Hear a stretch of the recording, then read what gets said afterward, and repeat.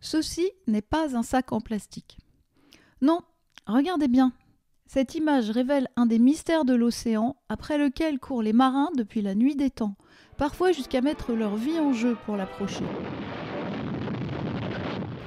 Mais d'abord, à la barre, je vous présente José, propriétaire de ce joli CS-33, une solide construction canadienne. Très tôt ce matin, nous avons quitté la marina de Lévis, en face de Québec. Nous ne nous connaissons pas. Et ça, c'est une grosse prise de risque, car nous allons passer 4 semaines ensemble à descendre le fleuve Saint-Laurent, traverser son golfe et affronter les brumes de la Nouvelle-Écosse, aussi épaisses que celles de Terre-Neuve. Pour le moment, tout va bien. Il fait beau et nous sommes poussés par une légère brise de sud-ouest. Passés les rivages industriels de Québec, nous embouquons une première passe peu profonde au nord de l'île d'Orléans. J'ai tout à découvrir ici. Les courants du fleuve, réglés par des marées asymétriques, le parler québécois, pas toujours facile à décrypter pour une bretonne, et ces étranges amers disposés le long de la rive, d'immenses clochers perdus au beau milieu de minuscules hameaux. Le vent lui-même est capricieux. Canalisé dans les passages étroits, il se renforce pour s'évanouir ensuite dans la pleine largeur du fleuve. Seaquest n'a pas de spi, ni de tango, mais un antique jockey pool. Ce petit bras est un peu l'ancêtre des barber rollers pour le spi. Plus exactement, il est conçu pour écarter le bras de spi des haubans. Alors naturellement, il est trop court pour maintenir correctement les voiles en ciseaux et sa mâchoire ne se ferme pas. Mais on fait avec ce qu'on a et de toute façon, on n'a que ça à faire. Remettre le jockey pole en place et regarder les balises défiler dans le courant. Le Saint-Laurent est une sorte de gigantesque tapis roulant qui peut vous porter là où vous le voulez 2 fois plus vite que la normale, à condition de bien respecter l'horaire des marées. Aujourd'hui, nous visons le port refuge de Cap-à-l'Aigle. Joli nom, qui résonne comme une aventure à lui tout seul. Les mouillages sûrs ne sont pas si nombreux sur ce parcours, alors il doit être très appréciable de trouver un port où s'arrêter quand le tapis roulant change de direction. Au fil de l'eau, nous nous laissons totalement happer par le paysage. Nous voici maintenant devant la baie Saint-Paul, et devant, sur notre droite, se trouve l'île aux Coudres. Le vent faiblit de plus en plus sans que nous nous inquiétions de notre vitesse. Nous sommes vraiment bien là. Trop bien. Je finis quand même par me réveiller pour vérifier notre avancée par rapport à la marée. Et là, horreur, nous sommes en retard sur le courant qui commence déjà à s'inverser. Je me suis trompée d'1 heure dans mes calculs. Une petite heure qui pourrait bien nous obliger à mouiller en bordure de chenal pour atteindre la prochaine marée nocturne.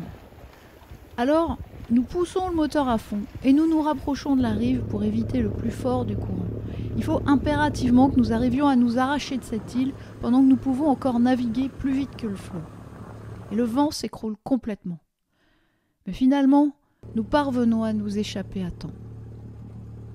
Les heures, en cette fin d'après-midi, s'égrènent de plus en plus lentement sur un fleuve transformé en miroir.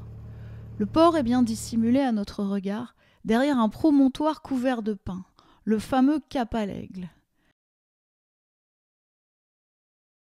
Les couleurs du soir en font un petit écrin de douceur, si doux que nous y passons une journée supplémentaire à rallonger le mouillage, bien trop court pour les marnages locaux.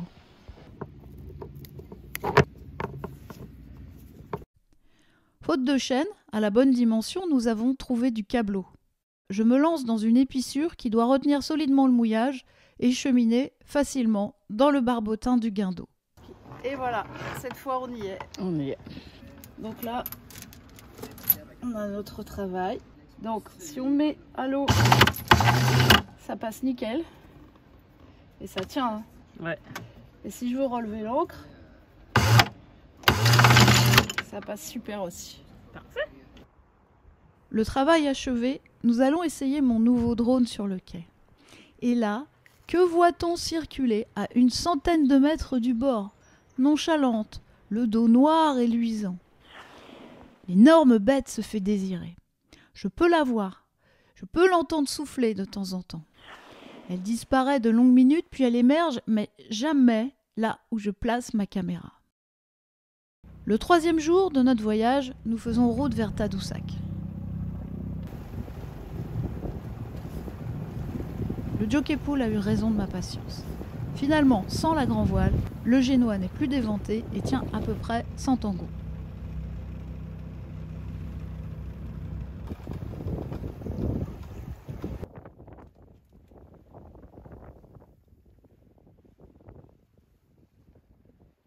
La toupie, c'est cette balise dont la forme a été conçue pour limiter la pression des glaces. Le calcul de marée devrait être juste. Derrière elle, cela vaut mieux parce qu'à partir un immense au fond. La batture aux alouettes. Sérieusement. Ce tas de sédiments doit provenir de la rivière du Saguenay qui débouche dans le fleuve. Et à cet endroit, la température de l'air chute brutalement. Pour cause, la mer n'est plus qu'à 2 degrés. D'un seul coup, pour barrer, il faut que nous portions des gants. Les courants dessinent des remous impressionnants en ce jour peu vanté. On imagine aisément l'enfer qui doit se lever là quand le mauvais temps sévit.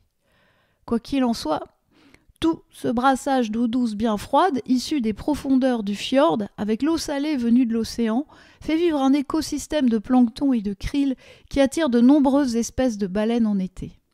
Et nous débouchons dans ce paradis naturel à 9 nœuds. C'est très beau, c'est très grand et très difficile à filmer à l'impromptu.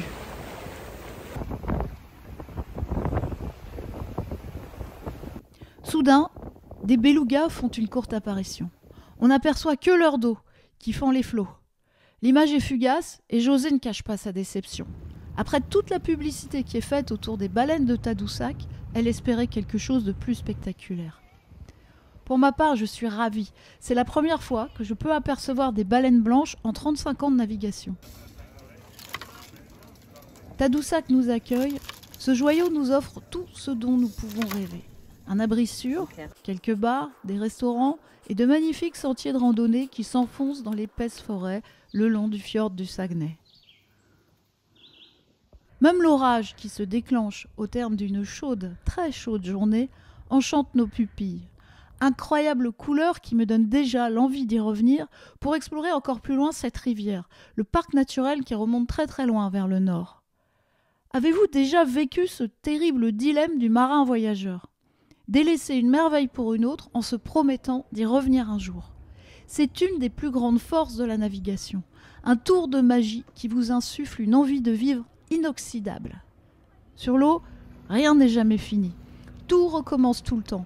Une route en ouvre une autre et la même route n'est déjà plus la même dès lors qu'un nouvel arc-en-ciel s'y installe. Alors dites-moi, vous qui aimez tant naviguer, devant combien d'archipels, de sirènes aux chants irrésistibles ou de troupeaux de baleines êtes-vous passé à regret sans pouvoir vous arrêter parce qu'enfin, il faut bien tenir un cap ?